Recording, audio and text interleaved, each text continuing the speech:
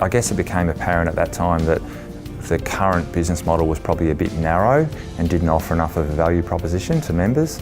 And that was really crystallised when Sean Cox came into the chair role in WaterRA. Sean's got a very strong background in the industry, and I had a number of discussions with him about the business model and about the value that it was offering members, and so I think that was the catalyst for the change. It was really evolve, or we saw the business diminishing really going forward, and so. I know people sort of think when you're in an acting role that you know, are you a caretaker or should you just push on with the job? But I guess my view has always been you can't afford to sort of sit around and tread water. We always need to be moving forward, and so that's what we took to the members, to change the constitution and to change the name of the company. And I think I think that's put the company in a better place going forward, because it does represent all things urban water now, not just water quality, which of course is still a fundamental and important part of the urban industry, but there's more to it than that as well. And at the time we're getting feedback from some members and also some utilities that weren't members that were saying, well, it's a bit narrow in focus, it doesn't offer enough of a value proposition for us. So there's probably the other dimension to that as well. Well, I think what was happening in the whole sector was we had a number of research entities that were investing in water research, and it was pretty obvious that over the coming few years there wasn't going to be that number of entities in the marketplace. So, and that was probably more that external driver, where I saw that WaterRA, or subsequently Water Research Australia, could really fill that void and become the sort of premier research agency for the water sector. So you had the 3 centres of excellence, the Desal Centre of Excellence, the Recycling Water Centre of Excellence and the Groundwater Centre of Excellence, that all had a 5-year life. There was the Goiter Institute that had initially, I think, a 5-year life. There might have been 1 or 2 others, but it was pretty obvious there was about 8 or 9 entities that were investing in water research. But when you sort of projected that time forward and looked at when some of these organisations might sunset, it became pretty apparent there was going to be a big void in a whole lot of other areas in water research. So that was probably the bigger external driver.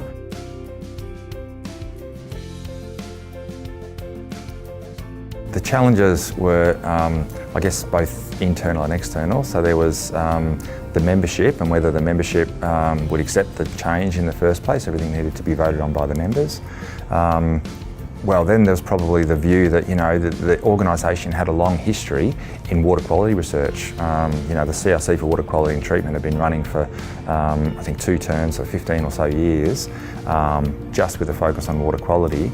And we didn't want to de-emphasise the importance of water quality, that's fundamental, but we also saw the emergence of a whole lot of other areas that really weren't within the remit of the organisation at that time.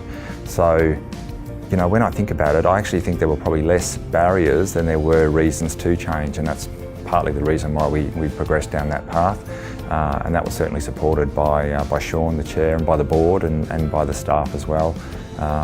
So I think it was a good outcome in the end, and I think the organisation's in a good position now because of it.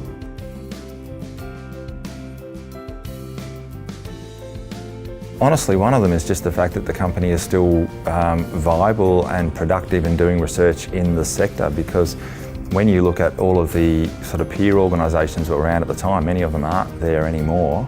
And so the fact that the industry still has a sort of central agency that it can go to drive water research at a collegiate level, I think is a fabulous outcome. It's always been a great networking opportunity, both for the industry, for the research community, for the consulting sector.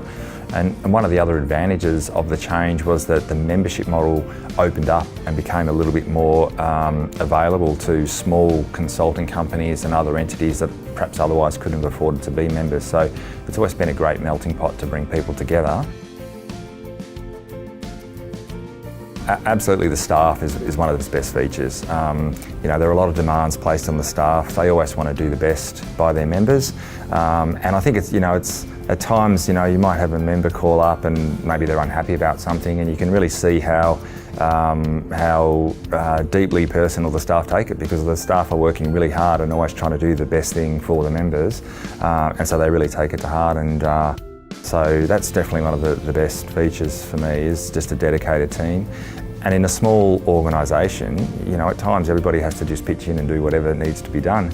It's not like in a big organisation where there's a finance department and a HR department and all of those other groups that just do all of those things. So I think having a dedicated team of individuals is fundamental to the success. The other thing for me is just providing that forum for the industry to come together.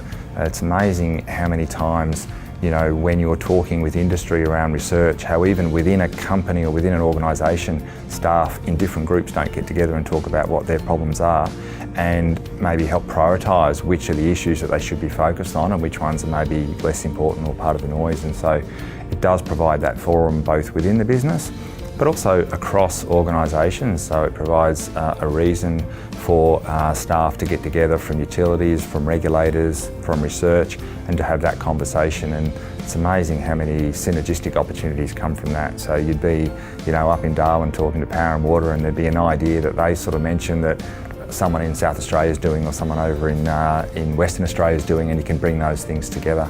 So providing that forum for bringing those ideas together and not duplicating effort is also another great feature of the company.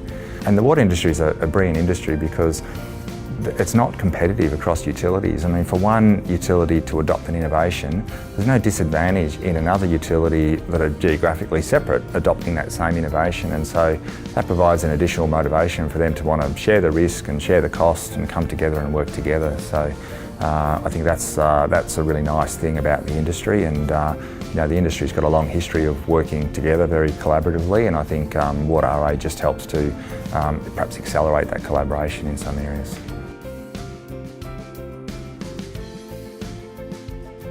Michael Moore was our original chair, and sadly Michael passed away just as I was coming into that chief executive role, and I guess I wanted to acknowledge the contribution that he made, particularly in those early years, to the company.